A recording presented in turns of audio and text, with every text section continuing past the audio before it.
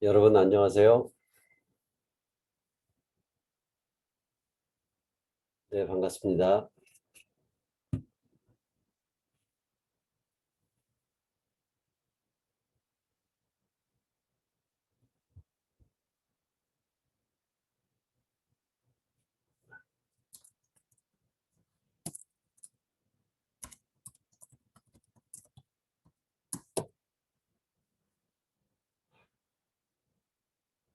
자, 그동안 잘 지내셨나요? 저는 어제 백신을 1차 접종을 했고요.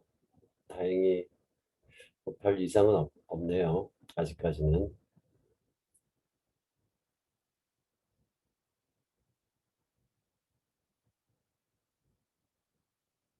백신이 해결인 것 같죠? 코로나 시대에 우리가 이제 일상을 회복하기 위해서는 아무래도 이제 새로운 바이러스이기 때문에 우리 몸이 이미 면역 체계를 갖추지 못한 상태고 백신을 통해서 면역 체계를 갖추는 것이 현재까지는 뭐 최상의 방법인 것 같습니다.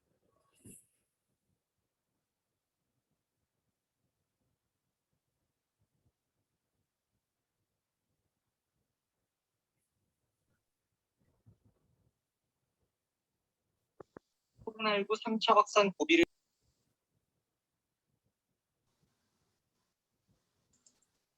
자, 제가 이제 강의 중에는 그 비디오 화면을 저만 좀 키는 게 어떨까 싶어가지고 우리가 이제 강의 끝나고서는 서로 이제 많은 분들이 비디오 화면을 활성화시켜 주시면은 더 좋을 것 같은데요.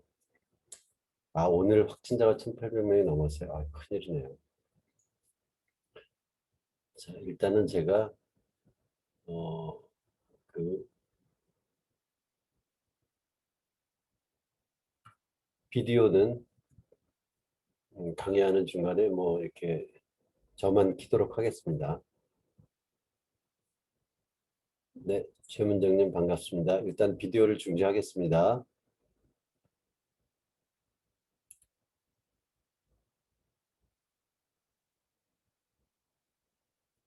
자, 유은지님 어서 오시고요.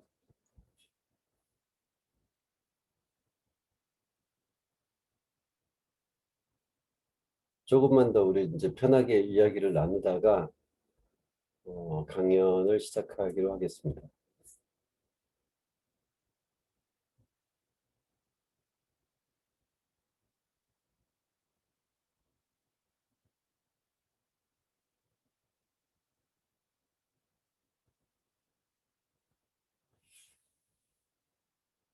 자,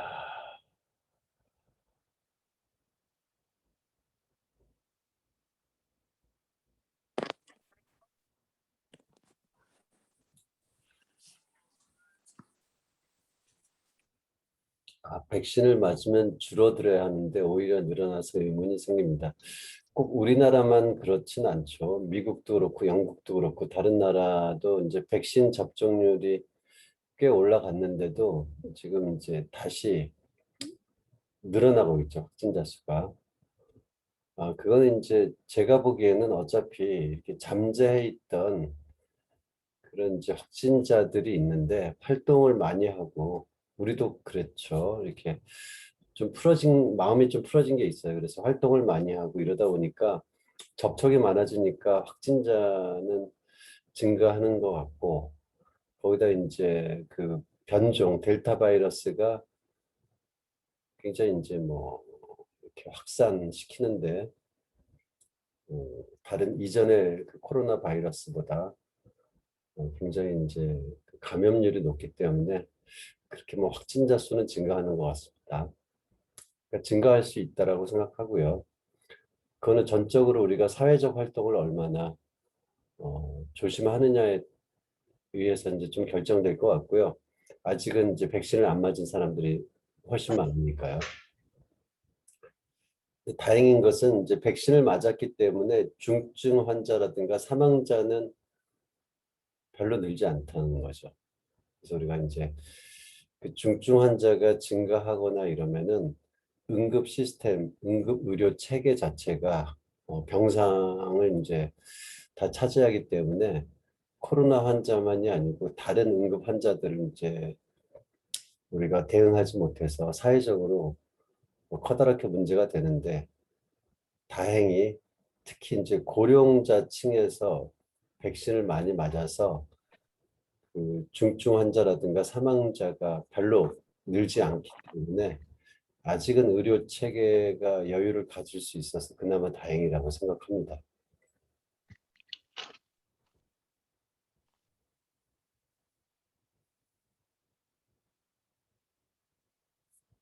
자, 시간이 됐기 때문에 그 다른 분들은 또 이렇게 들어오시는 분들은 그 제가 틈틈이 또 이제 그 도서관 측에서 수락을 해주셔서 함께 하도록 하겠습니다. 자, 계속 들어오고 계시고요.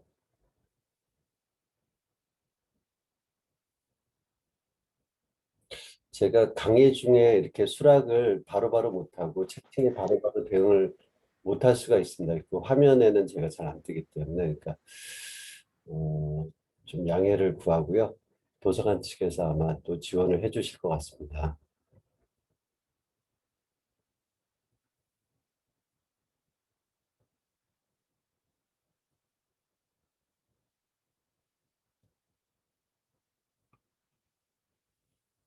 자, 과학의 성매를 찾아서 두 번째 시간입니다. 반갑습니다. 오늘은 그 우리가 이제 지난 시간까지는 도대체 세상이 어떻게 해서 지금과 같이 되었을까? 너무나도 이제 커다란 질문이고 세상이라는 것이 뭐 상상할 수 없을 정도로 뭐 방대하고 다양하기 때문에 어떻게 해서 지금과 같이 방대하고 다양한 세상이 됐을까? 이거 질문하는 것도 뭐 쉽지 않은 일이지만 뭐 대답하는 것은 뭐 아주 어려운 일이죠. 그런데 우리가 대략적으로 답변을 했었죠. 138억 년 전에 시간과 공간이 시작되면서 우주가 탄생했고, 그로부터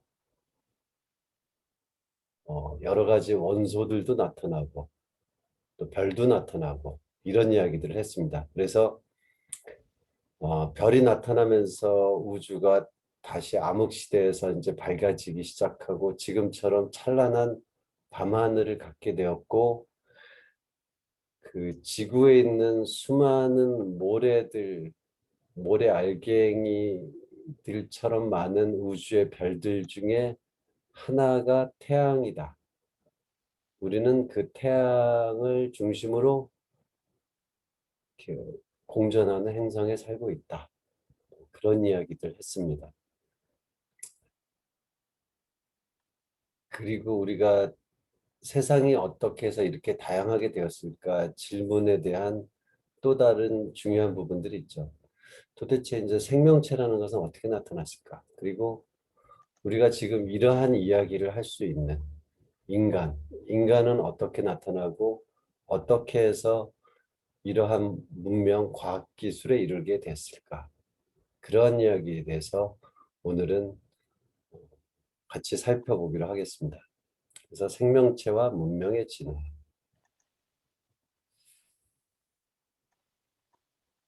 자, 이제 우리가 지난 시간에 보면은 이런 이야기를 드렸었죠. 아주 오래전에 지금의 태양계에서 그렇게 멀지 않는 곳에서 거대한 초신성이 폭발을 했을 것이다. 왜냐하면은 지금 우리 지구에는 그 별 내부에서 만들어질 수 있는 철, 원자번호 26번인 철까지의 원소, 뭐 탄소라든가 산소라든가 질소 이런 것들 이외에 뭐 우라늄이라든가 수은이라든가 금 이러한 원소들이 있죠. 철보다 무거운 원소들이 있죠. 그것은 초신성이 폭발할 때 생기는 원소이기 때문에 우리를 지금 구성하고 있는 원소들은 초신성의 잔해들이 이제 포함된 거죠. 자, 아주 오래전에 이렇게 장렬하게 별이 폭발하면서 그 일부가 태양계를 형성한 것이죠. 그리고 태양계의 주위를 도는 천체, 우리 지구, 세 번째 천체인 지구. 지구가 이제 형성되는 초기에 주위에 있던 천체와 충돌을 하면서 지구는 이제 재편성됐죠. 그래서 우리가 이제 지구와 달이 어떻게 해서 지금과 같은 모양으로 지금과 같이 서로를 갖다가 이렇게 뗄래야 뗄 수 없는 관계가 되었는가 이런 것이 또 이제 한 원시 지구 시대에 나타났다라고 이렇게 말씀을 드렸었습니다. 자, 이제 커다란 부분들은 지나갔죠. 그래서 이제 달은 지구랑 충돌하면서 점점 멀어지고 있습니다, 사실. 그래서 지금도 달은 지구로부터 멀어지고 있어요. 조금씩. 어느 정도로 멀어지고 있냐면은 1년에 한 3.8cm 정도? 그 정도 이렇게 멀어지고 있거든요. 근데 1년에 이제 3.8cm다 그러면은 대략 이제 우리 손톱이 자라는 길이가 1년에 한 3.8cm 이 정도 된다고 합니다. 뭐 사람마다 개인차가 있겠지만은. 그래서 이제 한편으로 이런 생각을 할 수도 있죠. 우리가 이제 손가락으로 이렇게 달을 가리키면은 그 손톱 끝의 길이는 그 달이 멀어지는 속도와 이제 비슷하게 늘어나기 때문에 손톱 끝의 길이와 달과지의 거리는 일정할 거다. 뭐 우스갯소리로 그런 생각을 할 수도 있습니다.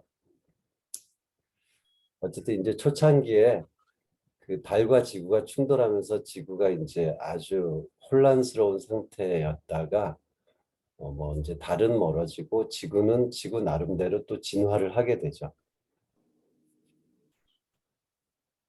자, 그 원시 지구는 아주 뜨거웠죠. 근데 이제 우주 공간은 차갑기 때문에 열이 바깥으로 빠지면서 그 식어가는 거죠. 식을 때 어떻게 식을까요?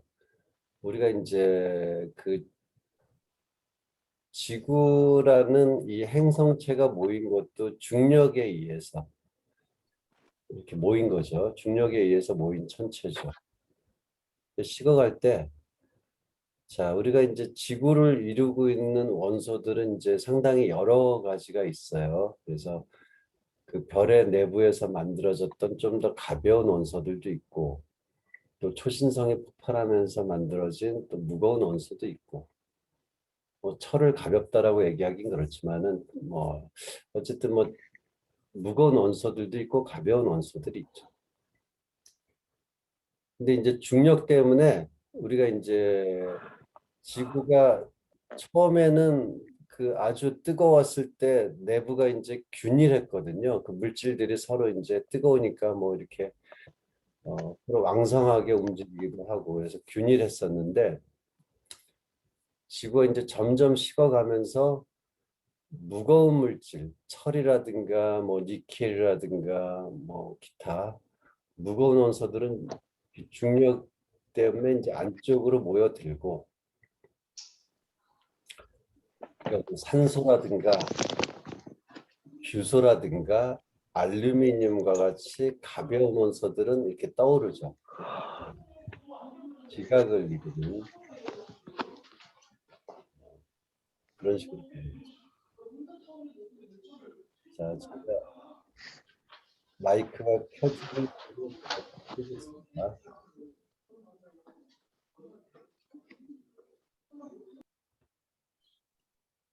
자, 이렇게 끄겠습니다.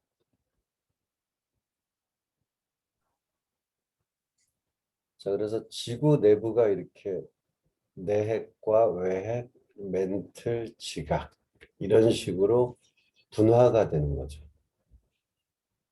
지구가 원시 지구에서 좀 더 시간이 지나면서 이렇게 내부가 분화하는 것. 구태여 이 말씀을 드리는 거는 우리가 이제 그 가장 안쪽에 있는 내핵은 고체지만 그 외핵 부분은 우리가 이제 지진파의 연구라든가 자 제가 또 어느 분이 소리가 켜져 있어서 좀 끄려고 합니다. 네.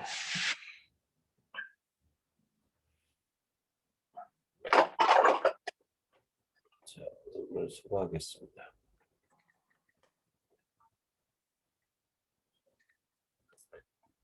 자, 우리가 지진파 연구를 통해서 지구의 내부를 갖다 우리가 알 수 있는데 그 외핵 부분이 이제 액체라는 점이 중요하죠. 여기는 무거운 물질들이 있거든요. 뭐 철이라든가 니켈. 근데 철이라든가 니켈 이런 부분들은 자석에 대해서 우리가 이제 강자성체라고 불리는 그런 물질입니다. 자기력적인 성질이 있는 물질이에요. 자, 그 결과 그 외핵은 액체로 되어 있어서 자기 자성을 지닌 그런 물질들이 많은 어, 그, 그런 물질들이 외핵, 액체로 이루어진 곳에서 이렇게 있기 때문에 지구는 또 자전하죠. 그러면은 이 외핵은 회전을 할 수가 있고 외핵에 있는 물질들은 회전을 할 수 있고 자성을 가지고 있는 물체들이 회전을 하면은 지구에서는 이제 자기장, 전체적으로 자기장이 생겨납니다. 그래서 이 자기장이 생겨나는 거를 구태여 지금 말씀드리는 거는 우리 지구의 생명체가 나타나는 데 있어서 아주 중요하기 때문이죠. 자, 어떤 의미에서 중요하냐? 우리가 이제 태양계에서 그 태양은 절대 군주거든요. 이게 이제 어느 정도로 절대 군주냐면은 태양계는 굉장히 방대하죠. 뭐 빛의 속도로도 1년 정도나 가야지 태양계의 끝에 도달할 수 있는 우주에서 가장 빠르다고 하는 빛의 속력으로도 1년이나 가야지 태양계의 끝자락에 다다르는데 그 안에는 수많은 천체들이 있죠. 지구, 목성 이런 행성만이 아니고 소행성 때도 있고 여러 가지 분자 구름도 있고 여러 가지 물질들이 있습니다. 여러 가지 천체들이 있죠. 근데 그러한 천체들을 다 합쳐도 태양의 질량이 태양을 제외한 태양계의 모든 천체들의 질량을 다 합쳐도 태양 하나의 질량이 한 1000배 가까이 무겁습니다. 질량이 크죠. 태양은 아주 태양계에서 절대 군주입니다.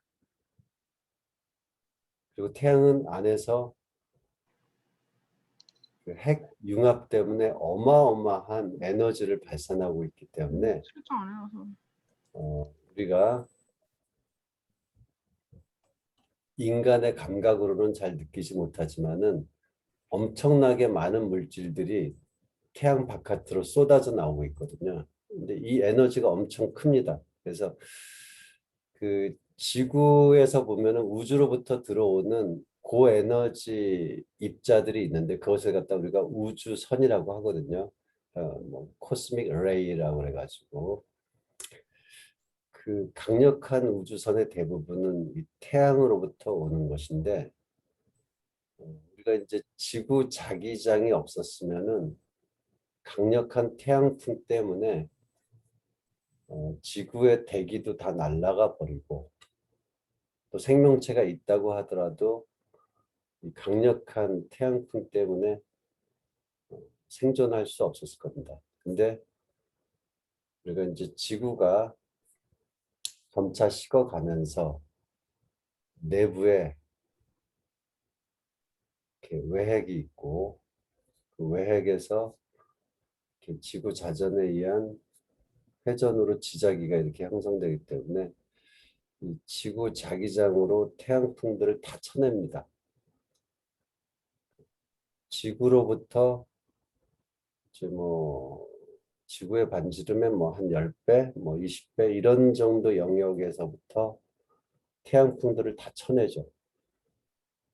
그래서 지구를 보호하고 있는 것이죠. 우리가 지구의 자기장은 그런 의미에서 아주 중요하죠. 지구의 생명체를 보호하는 1차 시스템, 지구의 1차 방어 시스템이라고 할 수 있죠.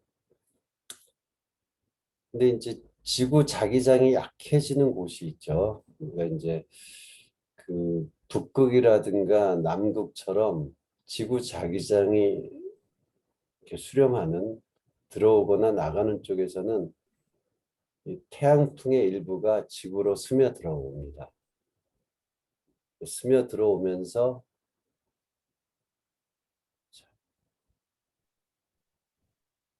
태양풍이 그 고위도 지방에서는 지구로 스며들어오면서 지구의 그 대기 분자랑 부딪혀서 이렇게 황홀한 오로라를 만드는 것이죠. 우리가 이제 오로라는 그래서 이제 고위도 지방에서 볼 수 있는 것이죠. 지구장이 약한 그 태양풍이 이렇게 지구로 스며들어오는 오로라. 자, 옛날 사람들은 이 오로라를 보면 굉장히 이제 신비롭고 이것이 이제 어떤 영혼의 물결인가 또 신이 우리에게 무엇을 말하려는 것일까 이런 상상을 충분히 했었을 것 같습니다. 자, 굉장히 뭐 지금 현대인이 보더라도 과학적인 생각보다는 자연은 정말 신비롭다. 저거는 어떠한 내가 알지 못하는 초월적인 어떠한 의미를 갖고 있는 것이 아닐까? 어쩌면은 우리의 영혼이랑 뭔가 교감할 수 있는 무엇을 말하는 것이 아닐까? 이런 상상을 할 수도 있을 정도로 아름답죠. 하지만 이제 그것은 이제 과학적인 입장에서 보았을 때는 지구를 방어하는 그런 이제 지구 자기 시스템의 약해진 틈을 타고 흘러들어온 태양풍의 흔적이라는 것이죠. 자, 이렇게 이제 우리가 지구가 이렇게 생명체가 살 수 있는 조건이 어느 정도 형성이 되었는데, 자, 지구의 나이가 뭐 한 45억 년 정도 된다. 그동안에 얼마나 많은 생명체들이 지구에 나타났다가 사라졌을까요? 또 지금은 얼마나 많은 생명체들이 우리와 더불어서 살아가고 있을까요? 대략 어느 정도 될까요?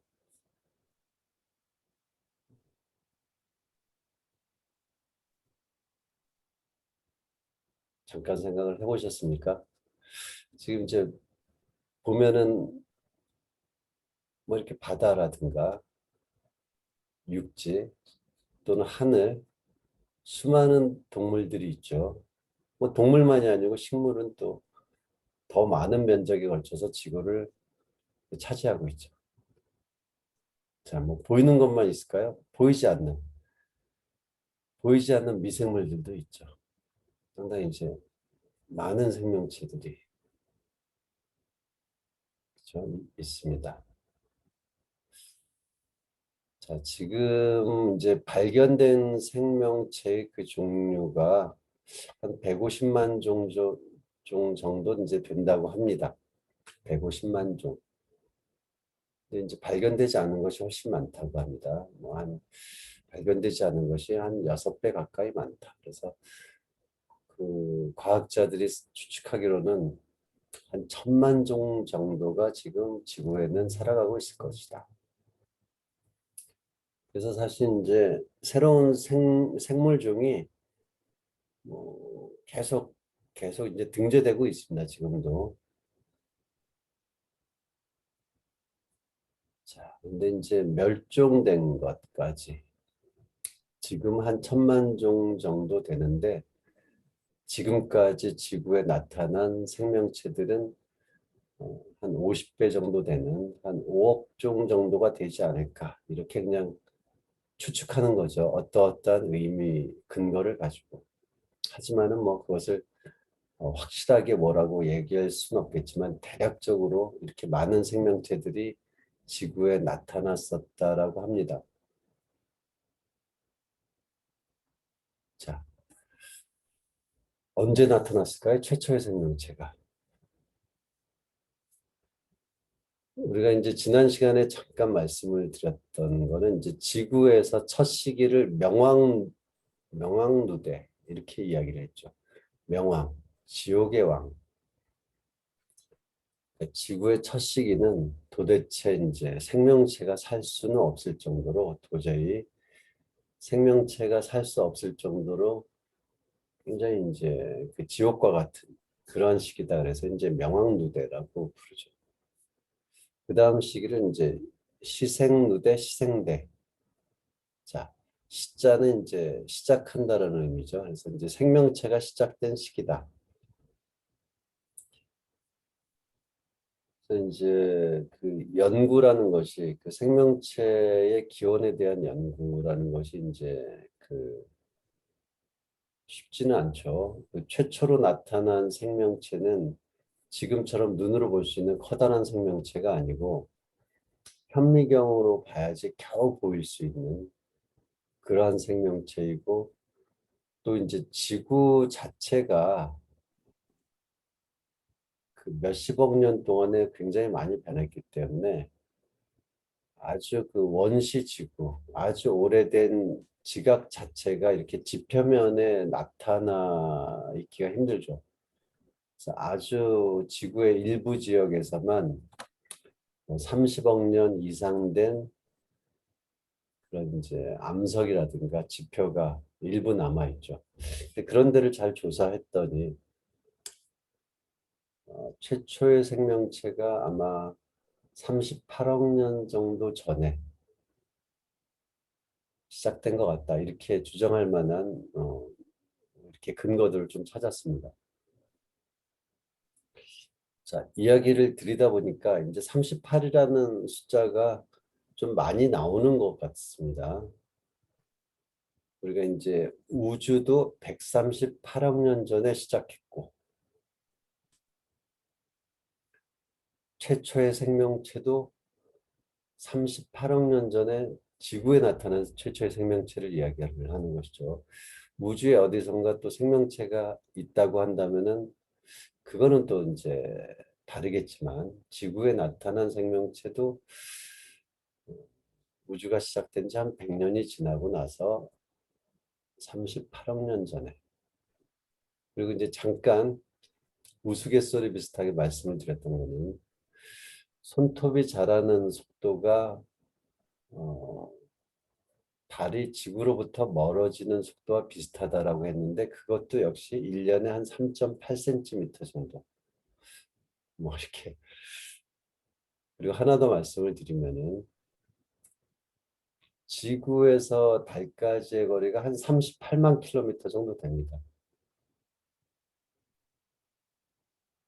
너무 이렇게 38에 이렇게 몰입을 한 것 같은데 여러분들이 이제 좀 기억하기 쉬우시라고 이렇게 연관을 시켜서 말씀을 드린 거고요.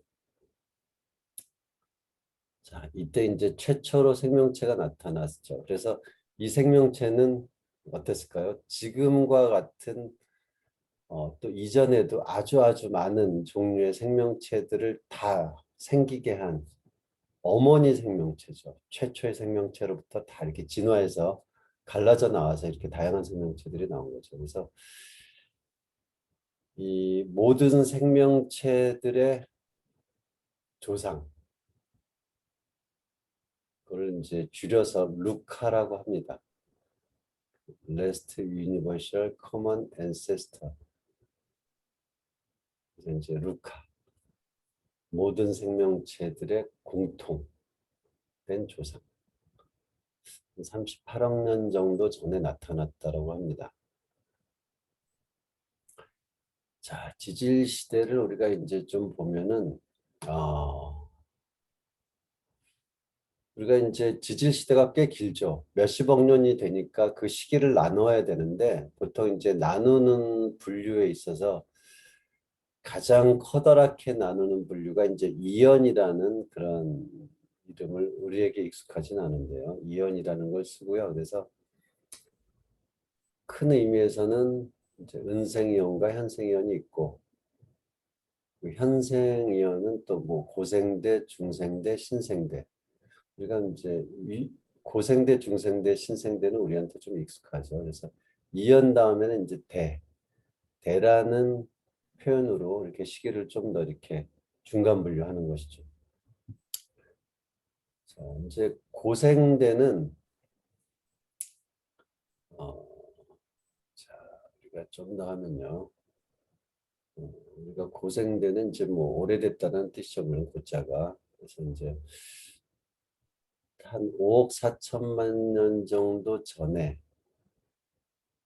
우리가 이제 화석을 옛날에 살던 생물이 이제 지표에 묻혀가지고 그것이 이제 돌처럼 되면은 그게 화석인데 우리가 이제 더 밑으로 갈수록 더 밑으로 이제 파헤칠수록 더 과거의 화석들을 만나게 되죠. 그래서 이제 대략 우리가 이제 5억 4천만 년 정도 되는 지층에서 갑자기 눈으로 이렇게 볼 수 있는 화석들이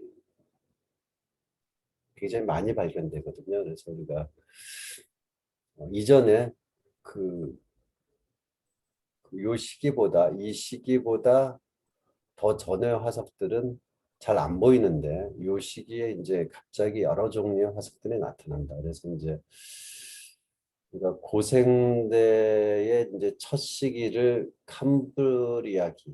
캄브리아기라고 하는데 이때 생명체들이 폭발적으로 나타났다. 그래서 이제 캄브리아기 대폭발.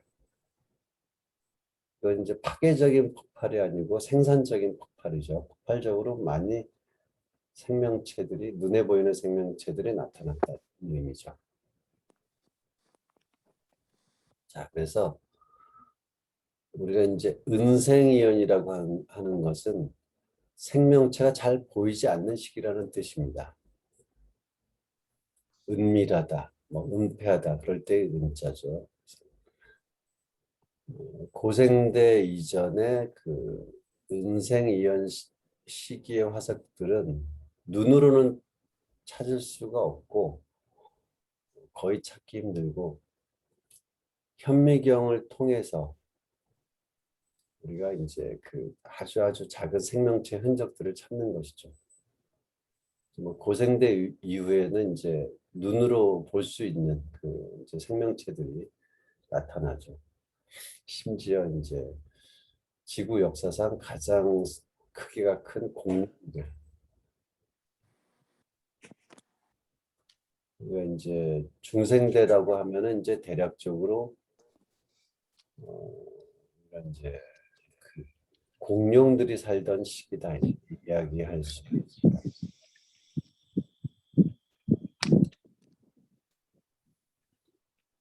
자, 우리가 이제 보면은 고생대의 첫 시기가 이제 캄브리아기죠. 그래서 우리가 지질 시대에서는 가장 큰 단위로 이제 시대를 구분지을 때 이연을 쓰고 그 다음엔 대, 고생대와 같이 대, 그 다음에 고생대 안에서도 이게 꽤 긴 시간이니까 좀 더 이렇게 분류한다 그러면은 이제 기, 캄브리아기, 뭐 쥐라기, 백악기 이런 식으로 이제 기를 쓰는 거죠. 그래서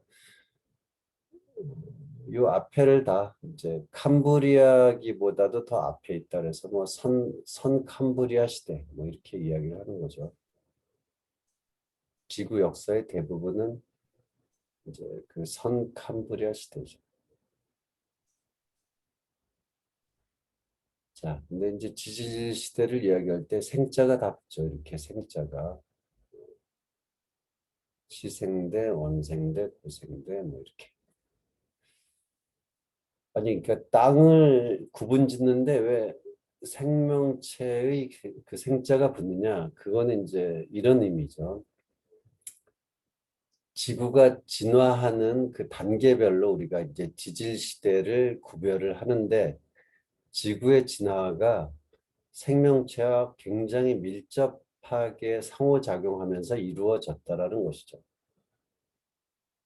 그래서 이제 지구의 그 시기를 구별짓는데 생명체가 워낙 지구와 상호작용을 많이 하기 때문에 우리가 이제 지질 시대를 구별을 하지만은 생명체에 쓰이는 이 생자를 붙여서 우리가 이름을 만든 것이죠. 여기서 좀 너무 길게 말씀을 드린 거 아닌가 싶긴 하고요. 자, 그러면 최초의 생명체는 어디에서 나타났을까? 최초의 생명체를 우리가 이제 지금 직접 만날 수는 없지만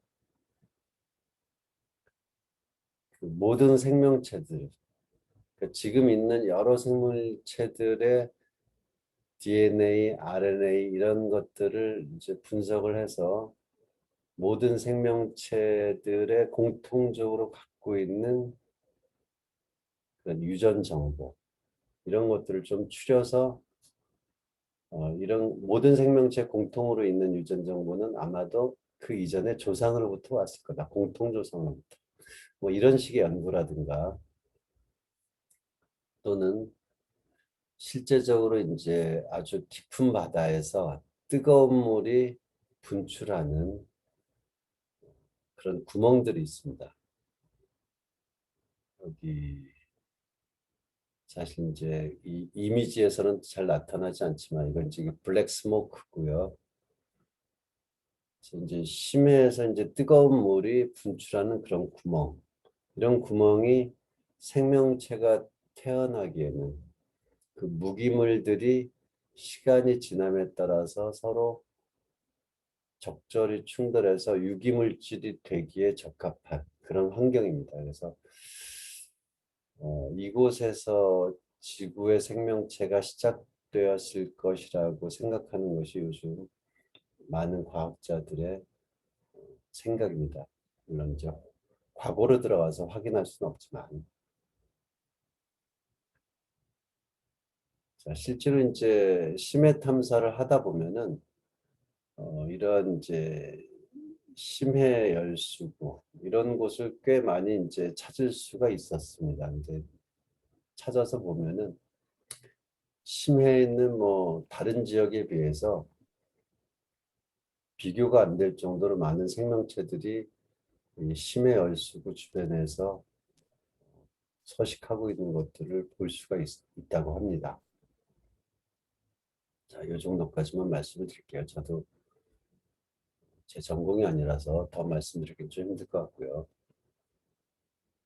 자, 이제 아까 그 고생대의 첫 시기가 캄브리아기라고 말씀을 드렸죠. 그래서 이때 현존하는 대부분의 그 동물문이다. 문은 저거죠. 우리가 이제 저는 뭐 중학교 1학년 때 그 생물의 계통 분류 외운 것이 아직까지 그래도 생각이 나는데요. 종속, 과목, 강문, 개. 지금은 이제 역이라고 하는 좀 더 커다란 그런 분류까지도 이제 사용되곤 합니다만 우리가 이제 가장 작은 생물 분류에서 가장 작은 것이 종이고 그 다음에 종속, 과문, 강문계. 이제 거기 나오는 문입니다. 그러니까 생물의 분류상의 기준이 되는 계통 분류에서 기준이 되는 그런 것이죠. 대부분의 그런 동물의 조상들이 이 캄브리아기 때 폭발적으로 나타났다는 것이죠. 자, 어, 그 전에 계속 안 보이다가 자, 이러한 이미지가 인터넷에 있더라고요. 그래서 갑자기 이렇게 눈에 보이는 생명체들, 화석들이 나타나는 거죠. 캄브리아 시기에. 그래서 지질 시기는 이때부터 우리가 고생대라고 부르는 것이죠. 자, 그 고생대, 그렇게 시작했던 고생대, 첫 시기 캄브리아기 때 많은 그 동물들의 조상들이 나타났죠. 물론 이제 식물들은 뭐 동물보다 이제 식물이 더 먼저 나타났죠. 근데 이제 바다에서 출현을 했던 식물이 고생대 이 시기에 오르도비스기 육상으로 진출을 했다고 합니다. 그리고 점점 시간이 지나면서 육상에는 식물만이 아니고 동물들이 나타났고 대본기 정도 되면은 네발 동물들이 육상에 나타났다고 합니다. 그래서 이제 이것도 인터넷에 있는 걸 제가 가져온 건데요. 왜 동물이 육상으로 갔을까? 엄마의 잔소리를 듣기 싫어서 육상으로 이렇게 피신한 거, 뭐 이런 식으로 이러한 짤이라고 하나요? 이렇게 하나의 뭐 이렇게 좀 이미지로 뭐 이렇게 좀 재미있게 이야기하는 그런 것을 뭐 짤이라고도 하더라고요. 그래서 이런 이미지 가져왔습니다. 자, 이제 식물이 번성하면서 우리가 이제 그 석탄이라는 건 그거죠. 석탄은 우리가 산업혁명 때 그 인류의 문명에 굉장히 커다란 역할을 했죠. 그 전까지 우리가 이제 나무 같은 걸 떼어서 이렇게 온도를 높인다고 하더라도 그렇게 온도를 높이거나 아주 높은 온도까지 높이고 오랫동안 지속하기 힘든데 석탄은 불을 오랫동안 지속시킬 수 있고 또 온도가 이제 석탄, 뭐 석유 이런 것들은 온도를 아주 높일 수가 있죠. 그래서 뭐 철을 재련한다라든가 또는 뭐 증기기관을 돌린다라든가 이런 데 아주 유용했죠. 그래서 이런 석탄들은 뭐냐 도대체 정체가 뭐냐? 아, 이거는 뭐 석탄 대부분이 이제 탄소로 이루어졌는데 이거는 아주 오래전, 그러니까 고생대 때 번성했던 육상 식물이 그 땅에 묻혀가지고 이렇게 썩어서 뭐 썩는다는 표현은 그렇고 어쨌든 그것이 이제 석탄으로 된 것이죠. 그래서 우리가 이제 과거에 번성했던 육상 식물 덕분에 그 산업혁명이 가능했다라고 이렇게 생각하실 수도 있을 것 같습니다. 자, 그리고 이제 고생대 마지막 시기에 이제 파충류가 번성하기도 하는데 마지막 시기는 이제 페름기. 근데 페름기 때는 우리가 역사상 생물의 이제 대멸종이 한 커다랗게 보면 한 5차례 종류 정도가 있었다고 하는데 이 페름기 멸종이 이제 가장 커다란 규모로 생명체들이 멸종을 했다고 합니다. 그래서 역시 그 고생대의 마지막은 이렇게 또 생명체와 더불어서 이렇게 끝나는 거죠. 캄브리아 시기에 생명체들이 폭발적으로 나타났다가 가장 극심하게 생명체가 멸종한 페름기를 끝으로 이제 고생대는 막을 내리는 거죠. 그리고 시간이 꽤 지나서 다시 지구는 생명체들로 가득하게 되죠. 이전의 생명체들이 대부분 멸종을 하고 또 새로운 종류의 생명체들이 지구를 채우기 시작했습니다. 그 중에서 우리가 역사상 가장 커다란 크기의 동물인 공룡. 자, 그래서 이제 우리가 이제 공룡이 살았던 시기라고 할 수 있죠. 중생대는. 그래서 우리가 트라이아스기에서 쥐라기, 백악기. 그래서 이제 쥐라기 공원이라고 이제 우리가 이제 영화에서도 있는 거는 쥐라기 시기가 공룡들이 이제 번성했던 시기이기 때문에 쥐라기 공원도 공룡들이 이제 굉장히 이제 여러 종류의 공룡들이 있는 그런 공원이다. 쥐라기 공원. 이렇게 영화에서도 그렇게 표현을 한 것이죠. 트라이아스기 공원이라든가 백악기 공원이 아니고 쥐라기 공원. 자, 중생대 이렇게 끝나는 그 마지막 시기 백악기에서는 이제 포유류가 이제 등장을 하죠. 근데 항상 이제 새로운 종류의 생명체가 등장하면은 처음부터 커다랗게 등장하지는 않죠. 아주 작은 모습으로 뭐 쥐와 같은 정도, 아주 작은 크기로 등장을 하죠. 좀 많이 비루해 보였을 것 같아요. 이렇게 공룡과 견주어서 봤을 때.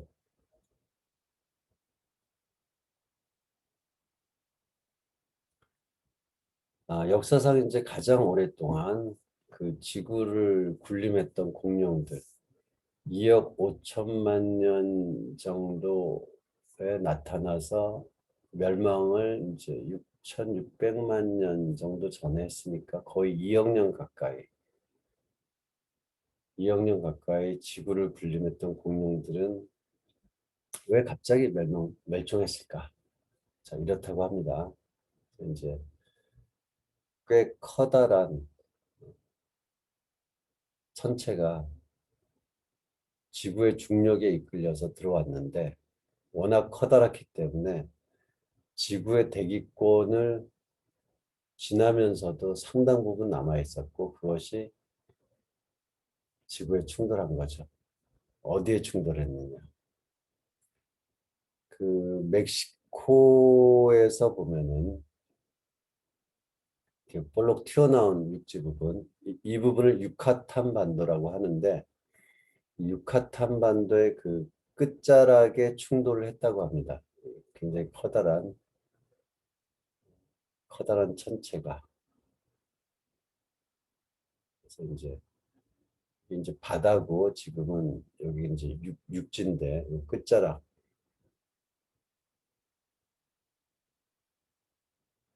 우리가 이제 반도라고 하는 거는 이제 바다 쪽으로 이렇게 돌출된 육지를 우리가 반도라고 하죠. 그래서 우리나라도 바다 쪽으로 이렇게 돌출돼 있죠. 그래서 한반도라고 하고. 끝자락에 충돌을 했는데 이런 생각을 또 해볼 수가 있습니다. 이게 지구는 가만히 있지 않죠. 공존도 하는데 또 자전을 하는 거죠. 그래서 지구가 이제 하루에 한 바퀴 자전을 하니까 이게 이제 이 천체가 떨어지는 동안 지구는 이렇게 자전을 하니까 돌아가거든요. 대략 어느 정도 속도로 돌아가냐면은 그 24시간에 지구 한 바퀴를 도는데 그걸 계산을 해보면 한 1분에 한 28km 정도 이 정도로 지구가 이제 자전을 하는 거죠. 그래서 만약에 우연히도 혜성이 좀 1분 늦게 지구에 도착해서 1분 늦게 충돌을 했다면 어떤 일이 있었을까? 자, 공룡은 왜 멸종했냐면요. 이게 이제 천체가 크다고 하더라도 뭐 지구를 깨뜨릴 정도로 커다란 건 아니었거든요. 이게 이제 뭐 한 100km 정도 크기가 직경이 뭐 그 정도 100km에서 한 좀 200km 너무 정도 그 정도 가지고 지구가 깨지지는 않거든요. 근데 이제 왜 충돌한 곳 주변만 없어져야지 공룡들이 왜 전 지구적으로 공룡들이 멸종을 했냐? 그거는 이렇게 이야기할 수 있죠. 우리가 이제 땅에 떨어져서 그 충격의 여파로 수많은 그 먼지들이 충돌 여파로 먼지들이 대기권으로 다 날라 들어갔습니다. 그 대기권으로 이제 수많은 뭐 이렇게 뭐 먼지들이 그 지표면의 물질들이 대기권으로 날아가서 그 대기는 그런 물질들로 이렇게 뒤덮으면서 햇빛을 차단하게 되죠. 전 지구적으로. 그런 물질들이 이제 그 대류에 의해서 그 여러 곳으로 퍼지는데 그 물질들이 햇빛을 차단하니까 식물들은 이제 광합성을 해야지 햇빛을 받아서 번성할 수 있는데 식물들이 이렇게 번성하지 못하고 일부만 이렇게 뭐 번성하지 못하고 많이 좀 이렇게 잘 자라지 못하는 거죠. 근데 이제 공룡은 워낙 덩치가 크기 때문에 굉장히 많은 양의 그 식물을 먹어야지 생존할 수 있는데 초식동물 또 이제 육식동물은 또 초식동물을 또 먹어야죠. 워낙 많은 양의 식물을 먹어야 되는데 그 식물이 이제 잘 자라지 못하니까 그 대기권에서 이렇게 먼지들로서 햇빛이 차단돼서 그 직접적인 충돌보다는 그렇게 이제 대기권에 변화가 생긴 것으로서 공룡은 전 지구적으로 멸망을 한 게 된 거죠.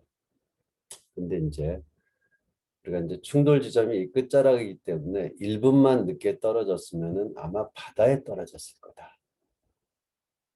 바다에 떨어지면은 그렇게 뭐 충격 자체도 상당히 흡수를 했을 것이고 그렇게 많은 분진들이 대기권으로 흘러 들어가지 않기 때문에 식물은 여전히 잘 자랄 수 있었고 공룡도 그 주변에 있는 뭐 이렇게 생태계는 파괴될지언정 공룡도 뭐 다른 곳에 있는 공룡들은 별 영향을 안 받고 이렇게 생존할 수 있을 거다. 이렇게 이야기할 수도 있죠. 우리가 이제 이 중생대에 나타난 포유류는 이제 뭐 상당히 좀 크기가 작았으니까 식물들이 이제 번성하지 못했다고 하더라도 몸집이 작으니까 이제 조금만 먹어도 생존할 수 있으니까 그래서 커다란 공룡은 죽었지만 포유류는 이제 살아남은 거죠. 우리가 포유류의 이제 한 종류인 그 인간도 이제 지금처럼 된 것인데 어떻게 보면은 이 우연한 그 이 우연성 때문에 지구의 그 생명체의 역사가 굉장히 많이 달라질 수도 있었을 것 같습니다. 자, 포유류가 이제 그 중생대 말미에 나타났다가 공룡이 이제 멸종하고 나서 포유류는 이제 자기 위에 그 상위 계층이 없는 거예요. 그러니까 상위 계층이 없으니까 멸종 이후에 뭐 거리낄 게 없죠. 그러니까 이제 점점 크기가 커지면서 지구의 또 이렇게 지배자로 이렇게 군림을 하게 되는 것이죠.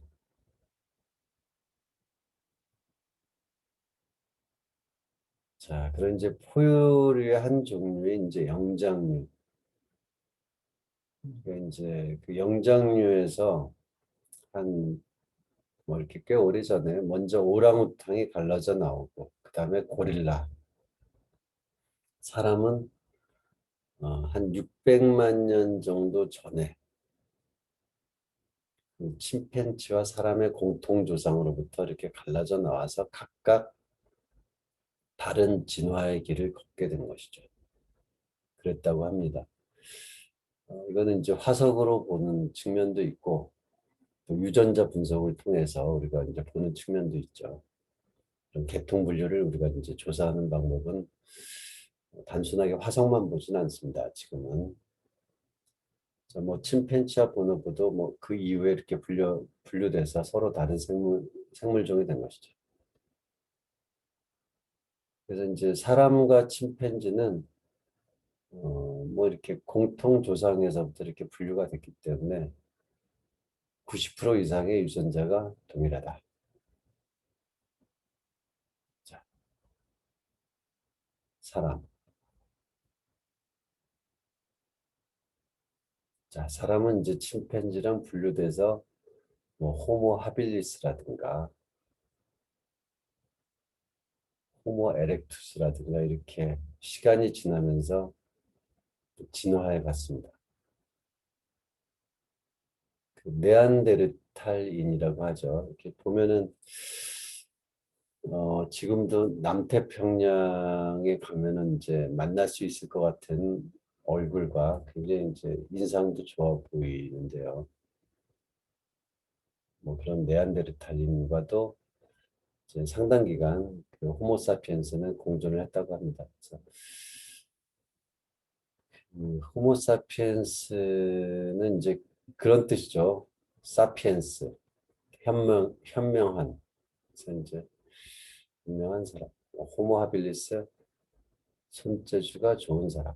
호모 에렉투스, 똑바로 선 사람. 뭐 그런 의미죠. 자, 이렇게 인간이 이제 진화를 하고 현재는 이제 그 인간은 호모 사피엔스 한 종류만 살고 있죠. 그 몇만 년 전까지만 하더라도 네안데르탈인과 같이 공존하면서 살았고 우리의 그 유전자에는 일부 네안데르탈린의 유전자가 이제 남아 있다라고 그러죠.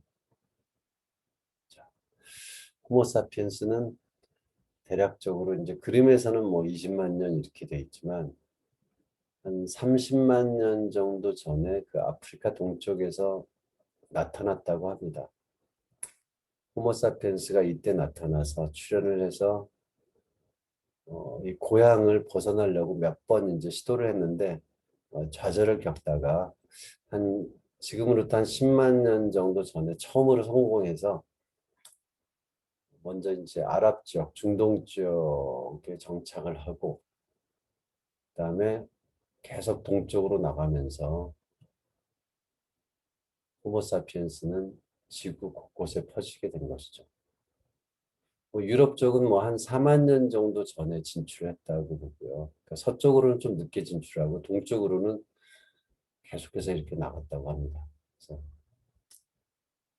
그 지금의 이제 지도지만 그 몇만 년 전에는 서로 이제 좀 가까워 있는 그 이런 뭐 이렇게 너무 많이 떨어져 있지 않았기 때문에 호주 대륙이라든가 이런 곳으로도 이제 이주를 할 수 있었을 것 같습니다.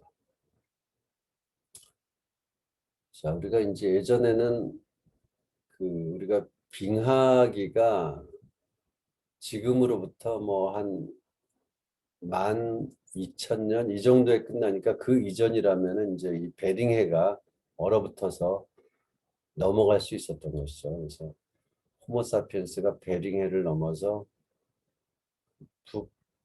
북아메리카에 이렇게 정착을 한 것이 불과 한 12,000년 정도 전. 그래서 이제 이쪽 북아메리카에 있는 원주민들은 그 아시아 계열이죠.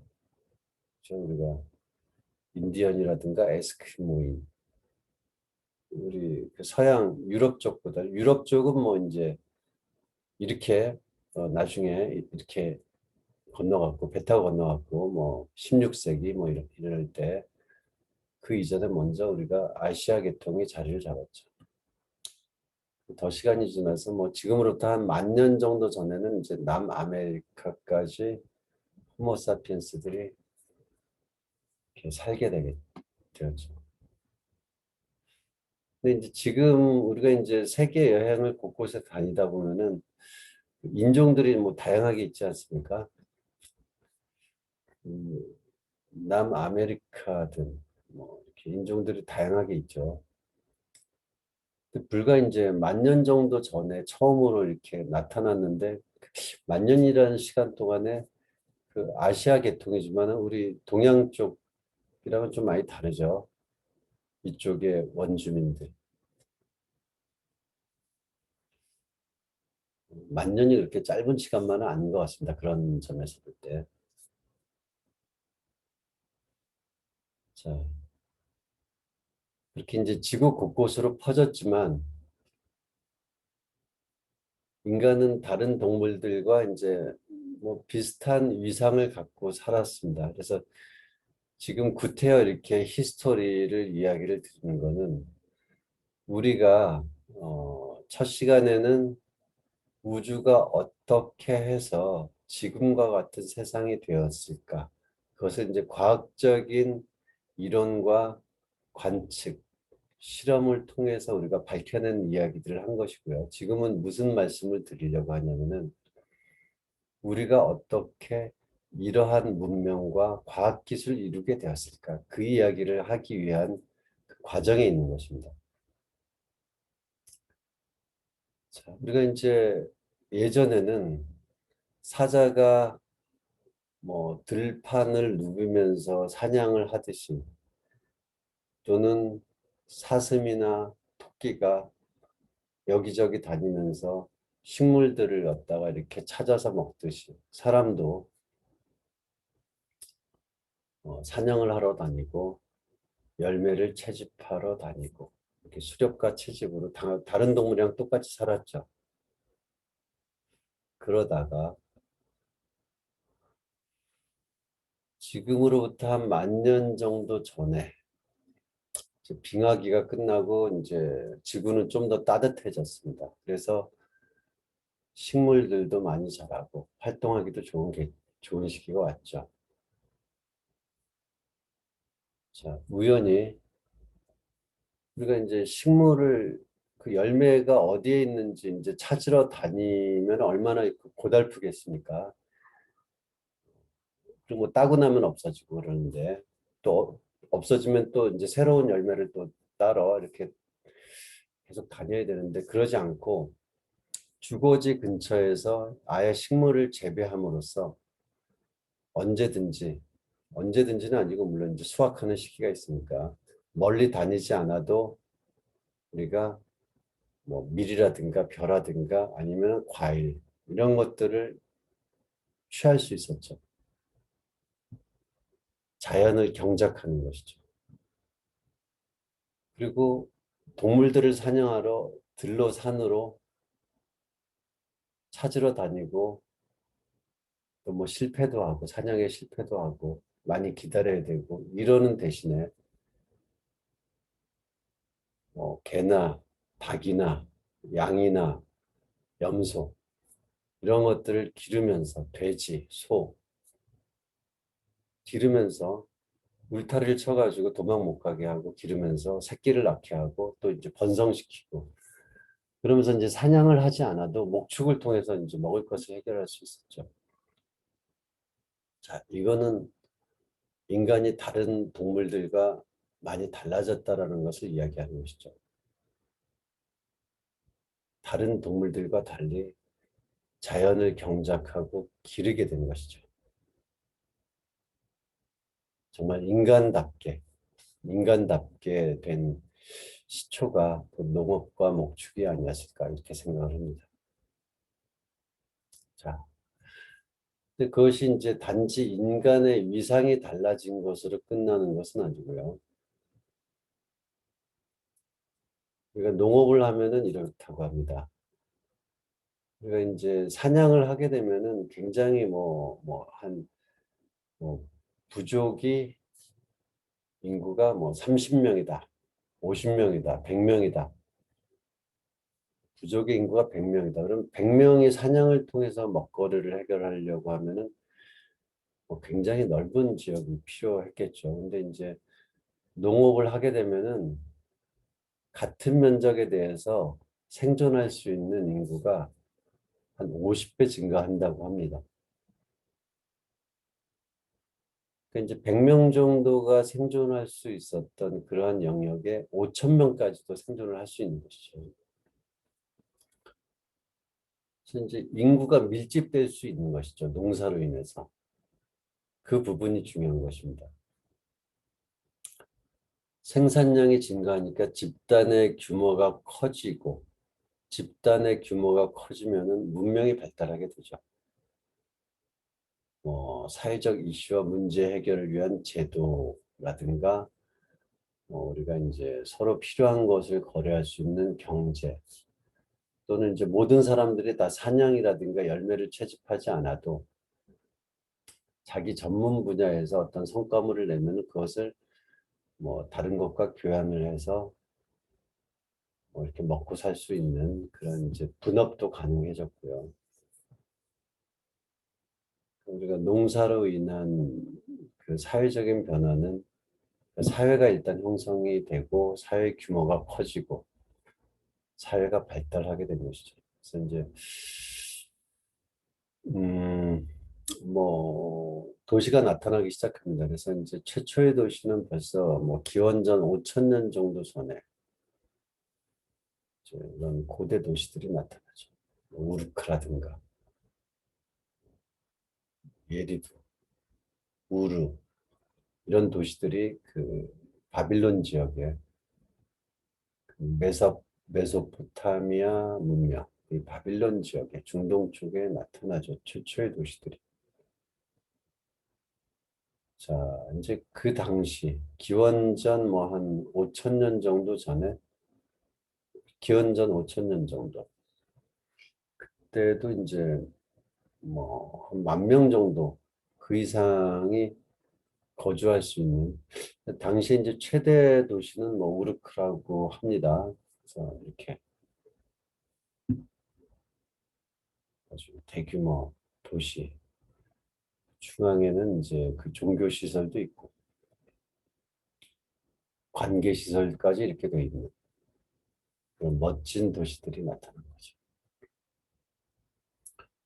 자, 이제 우리가 이제 인간의 문명이 이제 발달을 할 수 있는 조건들이 갖춰지고 있는데 그 과정에서 우리가 빠뜨릴 수 없고 또 상당히 이제 중요한 것이 문자죠. 문자가 나타나기 전에는 우리가 이제 기억에 의해서 이야기를 하고 지식을 전달해야 되는데 기억은 왜곡도 잘 되고 또 우리가 이제 직접적으로 만나서 소통해야지만이 이제 정보를 주고받을 수가 있죠. 뭐 문자가 없었다면 대화를 통해서 이렇게 정보가 전달이 돼야 되니까요. 그래서 이제 정보를 전달하고 정보가 이렇게 왜곡되지 않는 것에서는 이제 한계가 있었는데 문자 기원전 3,500년 그러니까 수메르 문명 최초의 문명이라고 하는 이제 수메르 문명 이제 물론 이제 메소포타미아 지역에서 나타난 그 문명. 그때 이제 수메르인들이 최초의 문자를 발명해서 우리가 이제 여러 가지 문자가 그 다음에 뭐 이집트의 상형 문자, 기타 뭐 여러 가지 문자들이 나타났고 이제 다른 지역에서는 또 이제 제각각의 또 이제 방식으로 문자들이 나타나게 되었죠. 자, 이제 객관적인 거래, 우리가 기억에 의존하지 않고 써 있는 것, 그리고 정확한 기록이 가능해졌죠. 그래서 이제 문자로 우리가 지식이 정리가 되고 정보가 이렇게 기록이 되면은 굳이 사람이 직접 말을 하지 않아도 그 문자를 통해서 여러 지역으로 전달될 수가 있죠. 우리가 정보가 지식이 공간을 넘어서 전달될 수 있고 또 시간이 지나도 변하지 않으니까 시간을 넘어서 후손에까지 그 지식이 전달될 수 있죠. 그래서 우리가 문명이라든가 지식, 기술 이러한 것들이 발달할 수 있는 데 있어서 아주 중요한 사건이 문자의 발명이라고 할 수 있죠. 그래서 이제 최초의 문자라고 할 수 있는 그 수메르인들이 썼던 문자는 이제 우리가 이제 쐐기 문자, 뭐 쐐기 설자를 써가지고 쐐기 모양이다. 그래서 이제 설형 문자라고도 하는데요. 그것이 이제 아직까지 남아 있을 수 있던 이유는 그 수메르인들은 이제 그 강가에 있었기 때문에 강가에 이제 진흙이 많죠. 그리고 뭐 갈대도 있고 그래서 진흙에다가 이제 갈대로다가 이렇게 갈대라든가 나이카라운 것으로 표시를 하고 그다음에 이제 그걸 보존하기 위해서 구웠다고 합니다. 그 점토를 구워서 그거는 이제 굉장히 오래 갈 수가 있는 거죠. 그렇게 해서 이제 그 최초의 문자들이 많이 남아 있고 그래서 우리가 어 지금이랑은 문자가 다르지만 그 최초의 문자가 많이 남아질 수 있기 때문에 그걸 우리가 또 번역할 수 있고 뭐 이렇게 된 거죠. 그래서 과거에 대해서 우리가 좀 더 많은 것을 그나마 알 수 있었죠. 근데 뭐 중국 같은 경우에는 이제 뭐 대나무에다가 글을 뭐 이렇게 표시를 한다라든가 뭐 이렇게 그래서 죽간이라고 하죠. 그런 것들은 시간이 지나면 썩어서 잘 남지가 않아요. 그래서 그렇게 이제 보존이 오래되지 않는 매체에 남긴 문자들은 아직 이제 현대에 이렇게 많이 남아 있을 수가 없었고 뭐 그런 일들이 있었던 거죠. 자, 짧게 보면은 우리가 이제 자연 속에서 다른 동물처럼 수렵과 채집을 하다가 우리가 자연을 길들이면서 농경과 목축으로 자연을 길들이면서 인간이 좀 달라진 거죠. 그리고 이렇게 농경과 목축을 통해서 특히 농경을 통해서 인구가 늘어날 수 있었고 늘어나면서 도시도 생겨나고 문명의 발달을 할 수가 있는 거죠.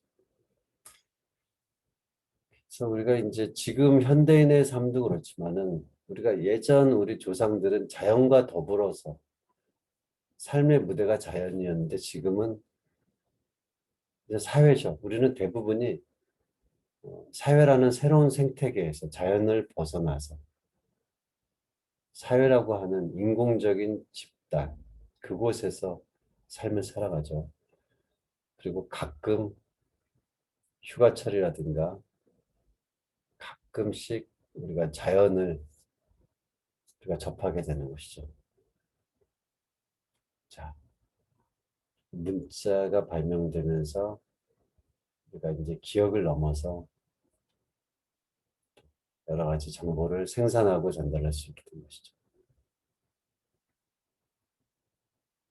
그렇게 되면서 어떤 일들이 이제 있었는지 잠깐 이제 말씀을 좀 드리고, 자, 이제 우리가 이제 인간의 문명이 이제 발달을 해 가는데 그렇다고 하더라도 자연의 위력은 무시무시하죠. 뭐 이렇게 여기저기서 화산이 터지면서 나오는 이 엄청난 자연, 재해, 뭐 도시가 멸망하기도 하고,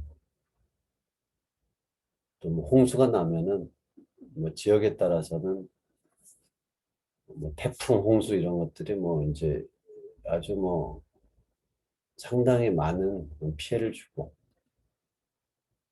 또 어떨 때는 또 이제 가뭄이 들어서 먹을 것을 찾기 힘들어서 많은 사람들이 이제 굶어 죽기까지 하고, 과거에도 전염병이 있었죠.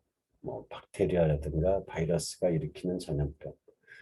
눈에 보이지 않는 그런 전염병들 때문에 많이 죽었죠. 어떻게 대처해야 될지도 모르고. 자, 이렇게 자연은 아주 막강하게 인간의 삶, 인간의 생명, 집단의 생존에 커다란 영향을 주었죠.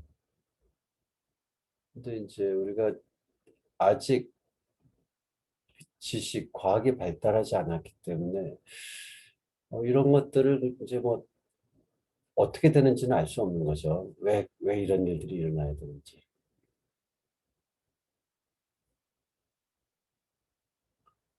자, 어떻게 해야 됐을까요?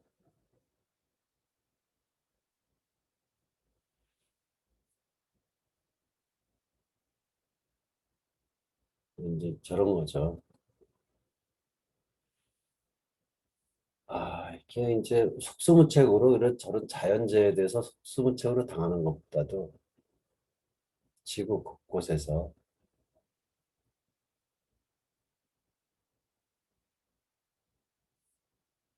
이런 자연은 분명히 뭐 질서도 있는 것 같고, 그리고 뭐 자연재해가 있는데 이런 것들은 그 인간을 넘어선 존재가 이렇게 자연을 다스리고 있다 이렇게 생각을 하는 거죠.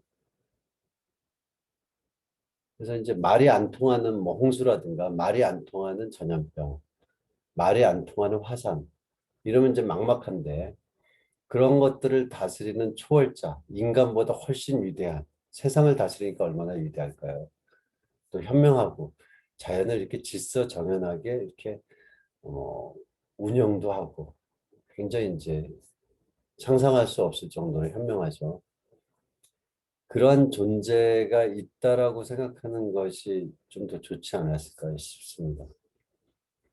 말이 안 통하는 전염병이라든가 말이 안 통하는 뭐 가뭄, 속수무책으로 당하는 것보다 그런 것들을 관장하고 있는 굉장히 그 위대한 어떤 초월자가 있어서 우리는 그 초월자랑은 소통할 수가 있다. 그 초월자들의 뜻에 거스르지 않고 초월자들을 기뻐하게 하면 우리는 여러 가지 자연재해로부터 해방될 수 있다. 우리는 발전할 수 있다. 어, 살아갈 수 있다. 그래서 이제 말이 안 통하는 자연재해를 보다는 이제 그런 이제 초월자와 이제 소통함으로써 자연재해로부터 이제 벗어나고자 했다. 어, 또 한편으로는 저런 것이죠. 그러면서 이제 초월자에 대한 소통, 그러니까 종교죠. 종교가 자연스럽게 탄생을 한 것이죠. 종교.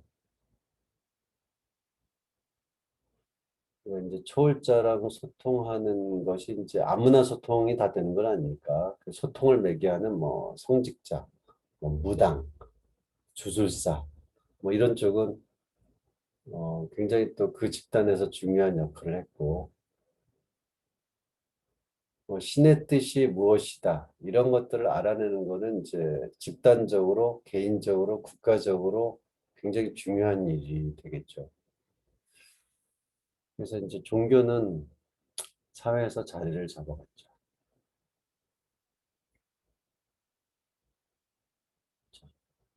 초월자들에게 초월자와 이렇게 소통을 하고 초월자들이 원하는 것에 우리의 삶을 가까이 하면은 우리는 더 평화롭고 행복한 삶을 가질 수 있다. 이렇게 생각할 수 있었을 것 같습니다.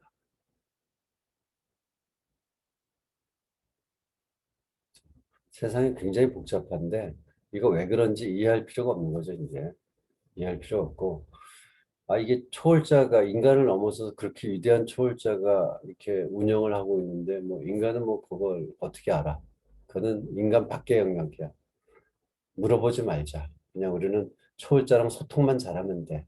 왜 그런지 생각하는 것보다 뭐 이렇게 하고 또 자연재해로부터도 벗어날 수 있고 복잡한 걸 생각하지 않아도 되고 마음이 가벼워지는 거죠. 상당 기간 이런 시간들이 계속됐죠. 그러다가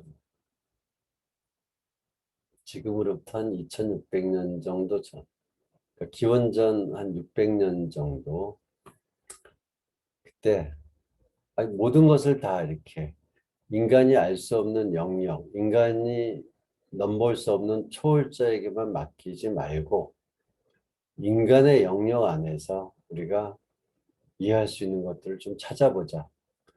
인간의 영역으로 세상을 좀 이해하려고 해보자. 알아가 보자. 이런 태도가 나타납니다.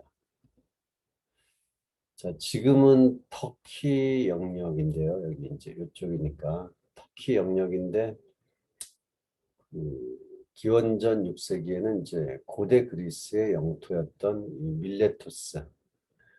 밀레토스가 이제 이오니아 지방에서는 이제 가장 커다란 도시였다고 합니다. 그래서 이 밀레토스에서 이제 우리가 세상을 이해하려고 하는 본격적인 그러한 움직임이 나타납니다. 그래서 이제 한 명으로 나타나서 그냥 없어진 게 아니고 밀레토스 학파라고 하는 최초의 학파가 밀레토스 학파죠. 그래서 이게 집단적으로 학파를 자리잡을 정도로 이렇게 했고 그것이 후대에 계속 전해져서 고대 그리스의 전통이 되죠. 그 전통은 중세 유럽 때 상당 기간 잊혀졌다가 르네상스 운동 이렇게 통해서 다시 그리스의 이러한 태도가 부활하면서 또 유럽은 또 새로운 변화를 얻게 되고 그렇게 되는 것이죠. 자, 이때 밀레토스 학파, 인류 최초의 학파를 세웠던 사람, 만물의 근원은 물이다. 만물이 그러니까 굉장히 많은 것들, 굉장히 다양한 물질들이 있는데 보니까 어느 것이나 물기가 이렇게 쥐어짜면은 뭐 이렇게 물기가 있는 것 같다. 만물의 근원은 물이 아닌가 이렇게 이야기했던 탈레스. 철학의 아버지라고도 불리는 탈레스. 그 당시에 이제 철학은 이제 철학에서 여러 학문들이 갈라져 나왔으니까 철학이라고 하면은 뭐 거의 모든 학문이라고도 생각할 수 있죠. 그래서 여러 학문의 아버지 탈레스. 자, 이렇게 얘기했죠. 최초. 그러니까 이게 만물의 근원 뭐 사실 생각해도 알기가 힘들 텐데 생각을 한 거예요. 물질의 궁극적인 물질의 가장 밑바탕에 있는 기본적인 재료는 무엇일까? 어떻게 해서 이렇게 다양한 물질들이 있는 것일까? 가장 기본적인 재료는 물이 아닐까 이렇게 주장을 했던 사람이죠. 탈레스는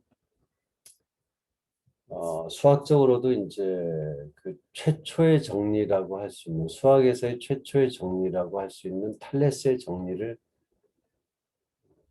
이렇게 했던 사람이죠. 그러니까 탈레스의 정리는 뭐냐면은 자 우리가 이제 원이라고 하는 것이 평면상에서 어떤 점, 뭐 원점이라고 하면은 그 점으로부터 같은 거리에 있는 점들의 그 집합, 평면상의 그 점들의 집합이 원이죠. 그래서 이제 이 원의 중심에서 원까지는 다 거리가 같죠. 이걸 우리가 전체가 지름이고 지름의 반이라고 해서 이제 뭐 반지름. 우리가 이제 지름의 원주각은 90도이다 항상. 이 비점이 어디에 있든지 간에 이건 90도다. 이 비점이 어디에 있더라도 이 각이 90도가 된다라는 것을 우리가 이제 탈레스의 정리라고 하거든요. 이거를 이제 증명을 했어요. 그냥 주장만 한 게 아니고 증명을 했어요. 어떻게 증명했냐? 자, 우리가 이제 그 비점이 있고요. 이게 AC가 지름이고, 여기 이제 원주상에 어떤 점 B가 있다. 그러면은 중심에서부터 B까지의 거리든 A까지의 거리든 원 위에 있으니까 이거 다 반지름이죠. 반지름이니까 이제 길이가 같고 이등변 삼각형이 되니까 요 각도가 같죠. 우리가 이제 요 삼각형도 보면은 요것도 반지름이고 요것도 반지름이라서 이등변 삼각형이니까 이 각이 같은 거죠. 즉 이제 요 원주각은 요각 더하기 요각이죠. 요각은 이제 우리가 전체로 따지면은 전체 삼각형의 각도와 비교했을 때 요각은 전체 삼각형 그 세 각의 합의 이제 반이 되는 거죠. 그러니까 이제 이 반이 되는데 이게 이제 180도의 반이니까 이제 직각이 되는 거죠. 어디에 있든지 간에 이 식은 성립하니까. 이렇게 증명을 한 거예요. 탈레스의 정리. 탈레스는 뭐 이렇게 수학적인 정리만이 아니고 뭐 최초로 전기에 대해서도 연구하고 자기에 대해서도 연구하고 또 이제 천체 관측 자료를 통해서 일식을 예견해서 맞추기도 하고 굉장히 걸출하게 뛰어났기 때문에 인류 최초의 학파를 세웠던 사람이죠. 자, 이후로 이제 밀리터스 학파에서 뭐 여러 가지 그 자연 철학자들이 나타나죠. 만물의 근원은 무한자이다. 아낙시만드로스 이런 얘기를 했고요. 아낙시메네스는 다 밀레토스 학파에 속하는 사람들이죠. 시간이 좀 지나서 후대에 내려오고 있는데 만물의 근원은 공기일 거다.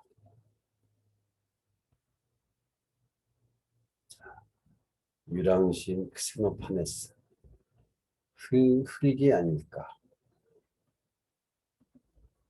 헤라클레이토스 변화를 이제 중시했던 철학자인데요.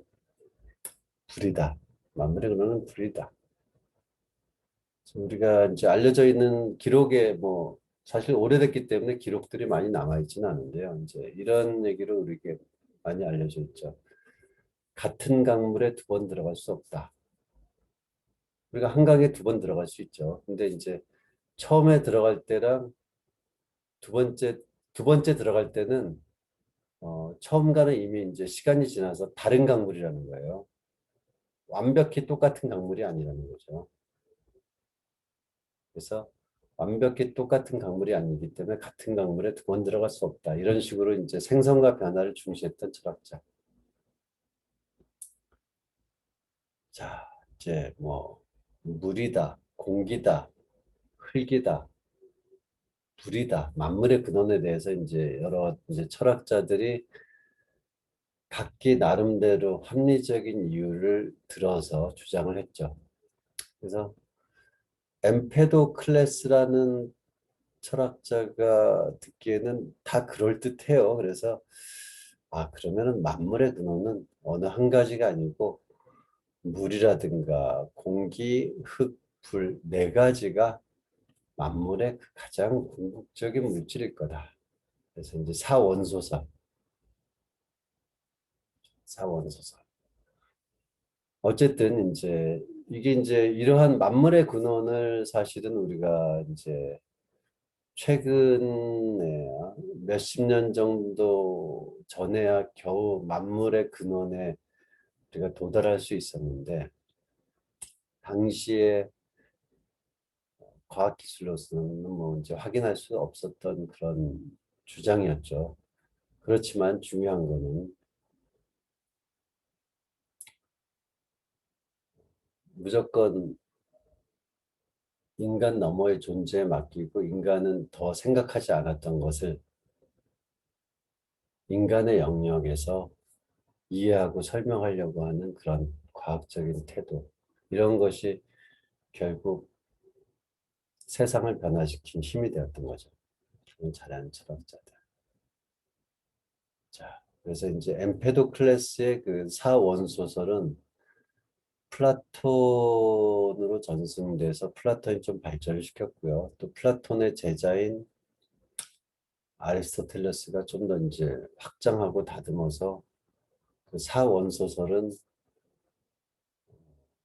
우리가 이제 한 2000년 정도 유럽 사회를 지배하게 되는 거죠. 그래서 이제 어차피 만물의 근원이 기본 밑재료가 똑같으니까 이게 비율만 달라짐으로써 납이 되기도 하고 금이 되기도 하는 거니까 우리가 이제 금이라든가 또는 몸을 아주 건강하게 만들 수 있는 어떤 뭐 그 생명의 묘약이라든가 불로장생의 물질 또는 현자의 돈, 이런 것도 다 기본 밑재료는 똑같으니까 이런 것들을 만들 수 있지 않을까 해서 연금술, 납연자, 쇠군자, 뭐 지금 그래서 납을 잘 이렇게 화학 반응시켜서 금으로 만들려고도 하고 뭐 이렇게 여러 가지 실험들이 많이 이루어졌죠.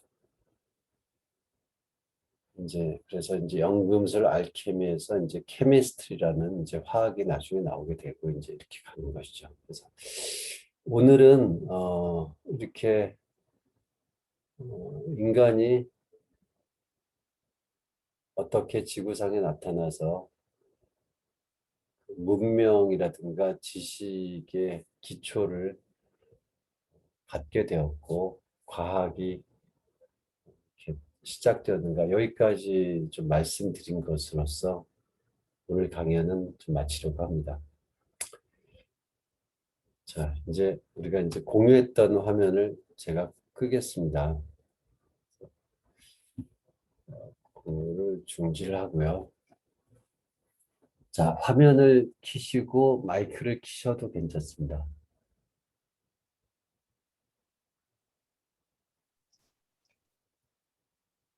여러분들이 아는 이야기를 많이 했을 수도 있고요. 또 이제 그 동료에서는 굉장히 제가 조심스럽지만 제 개인적인 사견으로서 이렇게 종교에 대한 이야기를 한 것이 저도 마음이 좀 걸리긴 하고요. 제 사견이니까 혹시 이제 신앙을 갖고 계신 분들이 불편하셨다면은 좀 양해를 바라겠습니다.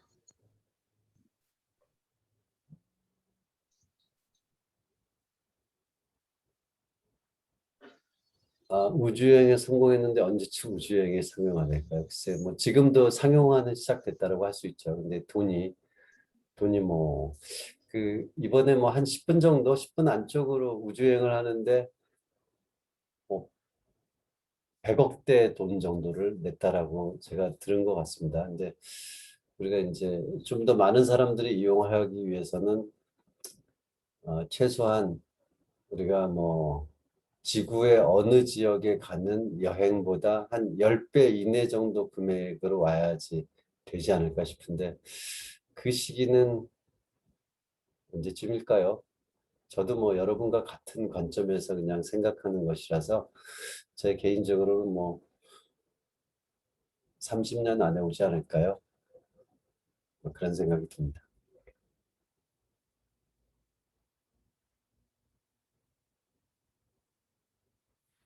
자, 오늘 강연 중에서 가장 이렇게 좀 기억에 남거나 이게 다들 이제 다르실 것 같은데요. 그런 부분들은 이제 채팅창에 써주셔도 괜찮을 것 같고요.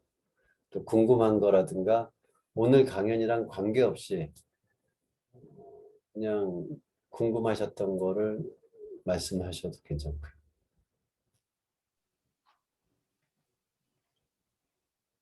최초 그 생명체 탄생 그 부분 다시 한번 듣고 싶어서요. 네. 아, 제가 이제 50대 후반이다 보니까 이제 예전에 교과서에서는 뭐 이제 그런 거 있었죠. 뭐 이렇게 오팔이네 뭐 이렇게 해가지고 뭐 유리관안에 뭐 이렇게 무기물을 넣어서 뭐 전기 방전시켜가지고 뭐 일주일 지나서 봤더니 뭐 유기물이 생성됐다든가. 근데 이제 그러한 과거의 원시대기를 재현해서 뭐 벼락 대신에 뭐 전기 스파크를 넣고 이렇게 하는 실험으로서 예전에 이제 그런 것들을 저도 교과서에서 배운 기억이 좀 나는데요. 근데 이제 그런 최초의 생명체의 기원에 대한 이제 그런 이론이 갖고 있는 이제 치명적인 단점이 이게 이제 대기는 이제 이게 플라스크처럼 밀집돼서 있지 않고 확산이 되기 때문에 그렇게 뭐 충돌이라든가 그러니까 플라스크 유리병 안에 있는 것처럼 그렇게 무기물들이 빈번하게 충돌하든가 어떤 뭐 변화를 줬을 때 그렇게 유기물로 되기가 쉽지 않다. 이게 확산이 되기 때문에. 근데 이제 심해 열수구 가설은 이제 여러 가지 근거가 있는데요. 우리가 이제 심해 열수구가 이제 나오는 것이 굉장히 이제 그 작은 크기, 수 밀리미터 정도, 센티미터 단위보다도 더 작은 그 미소 구멍들이 굉장히 이제 많이 있거든요. 그래서 이제 그러한 구멍 안에서는 이제 확산이 안 되고 충분하게 이렇게 무기물질들이 이제 충돌해서 이렇게 시간이 지남에 따라서 유기물을 만들 수 있는 조건이 되기도 하고, 또 이제 그 땅에 있는 여러 가지 원소들이 그 유기물로 되는데 뭐 이렇게 촉매라든가 이런 역할들도 할 수 있고, 또 지금 이제 분자 생물학적으로 분석을 해보면은 현존하는 이제 여러 생명체들의 그 유전 정보를 분석해서 공통으로 갖고 있는 유전 정보를 이렇게 추려보면은 이제 아마도 공통조상에서 유래했을 것 같은데 그 공통조상의 유전 정보를 어느 정도 구성할 수 있거든요. 그래서 그 공통조상의 유전 정보를 해독해 보면은 어, 그 심해 열수구와 같은 환경에서 적합한 생존에 적합한 그런 유전 정보를 가지고 있다고도 합니다. 그래서 그런 여러 가지 점에서 최초의 생명체는 깊은 바다에 따뜻한 물이 흘러나오는, 따뜻한 물이 분출되는 그런 곳이었다라고 생각하는 과학자들이 좀 많은 편이죠. 좀 답변이 되었을까 싶습니다. 다윈도 그 이론에 찬성을 하는 학자인가요?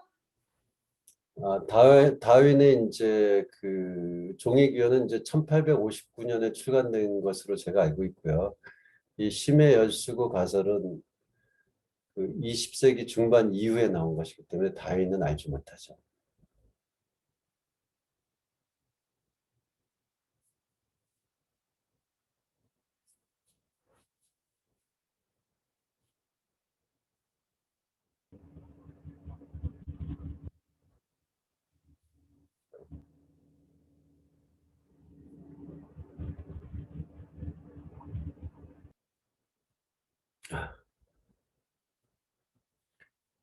제가 이제 강의 초기에 그 화면을 일부러 이렇게 좀 강연을 시작하면서 이제 끈 거는 제가 녹화된 거를 저도 이제 경험이 많지 않아서 녹화된 거를 보니까 그 제 얼굴 외에 화면을 켠 분도 같이 이렇게 그 강의 자료와 함께 표시가 되더라고요. 그래서 아마 그것을 별로 좋아하지 않으실 것 같아서 그냥 제가 강연 시작하면서 화면이 켜진 분의 이제 그 비디오를 제가 말씀을 드렸지만 좀 껐던 것입니다. 그래서 그 부분도 좀 양해를 바라고요.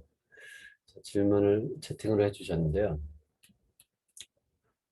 그 탈종교화로 간다고도 하지만 한편으로는 더 정교화된다고도 합니다. AI와 증강현실이 일반화될 미래는 인간의 의식도 완전히 바뀔 수도 있다고 하는데요. 교수님의 이런 사연은 어떻게 보시는지요? 그래서 우리가 이제 아직 경험하지 못한 미래이기 때문에 무엇이라고 단정할 수는 없죠. 그리고 미래는 지금과 환경이 또 달라질 것이기 때문에 그때의 결정이라든가 선택이 지금과는 다른 조건에서 이루어지기 때문에 뭐라고 예단하기는 힘들 것 같습니다. 근데 저는 이제 개인적으로는 이렇게 생각을 하죠. 우리가 그 과학이라는 것을 통해서 인간의 영역이 좀 넓어졌죠. 그래서 지금 인간의 영역은 보이지 않는 의식과 무의식까지도 우리가 연구하고 있죠. 그렇죠. 뇌과학을 통해서 우리가 이제 뇌 변화를 우리가 이제 촬영할 수 있는 그 기술이 되면서 우리가 어쨌든 이 사람이 지금 어떤 종류의 생각을 하고 있구나. 의식에는 어떠한 종류의 관념들이 흘러가고 있구나. 이런 것들을 어느 정도 유추할 수도 있는 수준까지 됐고요. 과거에는 이제 상상할 수가 없었죠.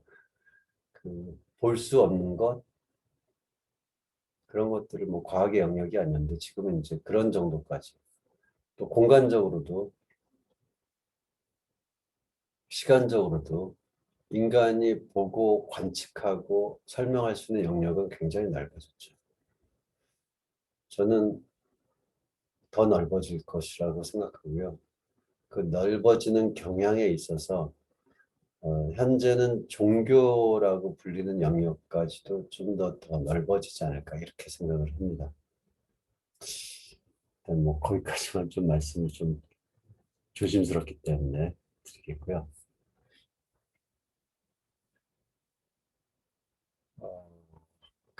현재도 심해의 열수구에서 유기물, 무기물이 샘솟고 있나요?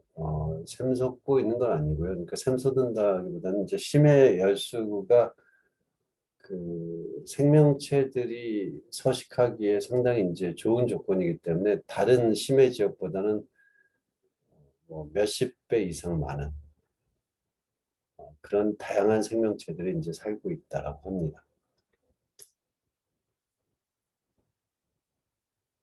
이제 과거에 그 무기물만 있다가 유기물이 생성되는 환경으로서도 심해의 열수구는 여러 면에서 유리하다 이런 식의 연구 결과들이 있고요.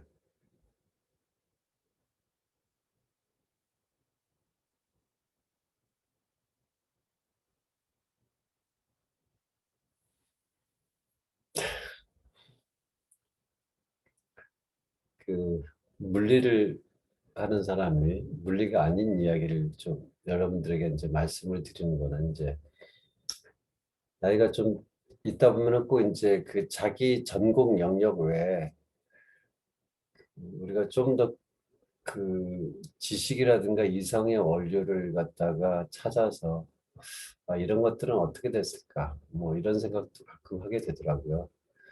또 내가 지식 하나를 더 아는 것보다는 지식의 배경이라든가 흐름, 이거는 어떻게 해서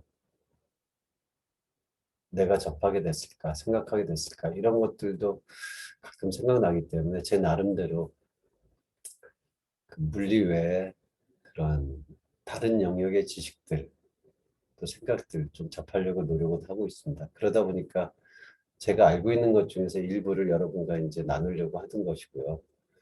뭐 안다고 하지만 제가 이제 깊게 알지 못합니다. 대신에 이제 정확하게 알려고 노력을 하는 것이고요. 그래서 제가 자신 없는 얘기는 이제 자신 없다라고 말씀을 드리고 그렇지 않은 얘기는 또 어느 정도 제 나름대로 검증해서 말씀을 좀 드리는 것으로 생각하시면 될 것 같습니다.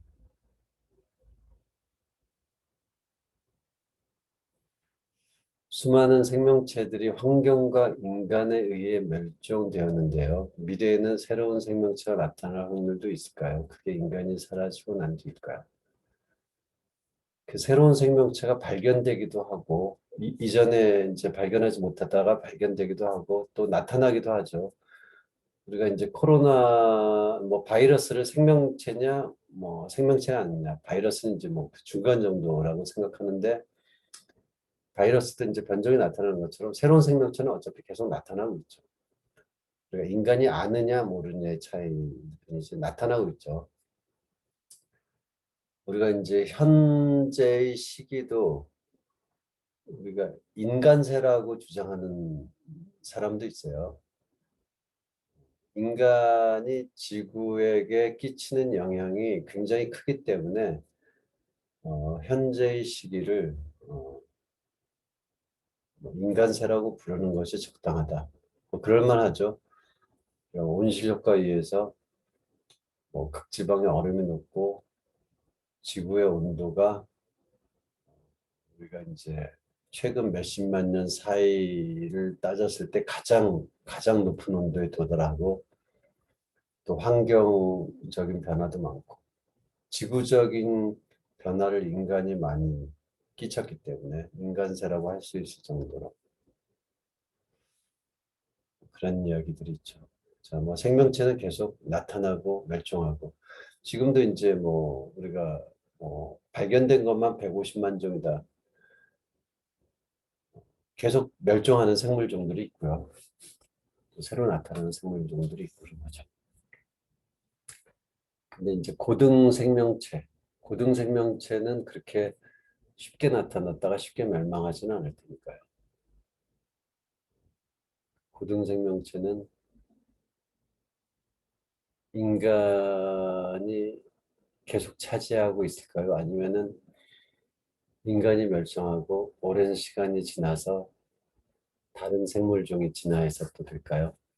글쎄요, 그거는 이제 지금 우리 인간이 어떻게 하느냐에 따라 달라지지 않을까 싶습니다.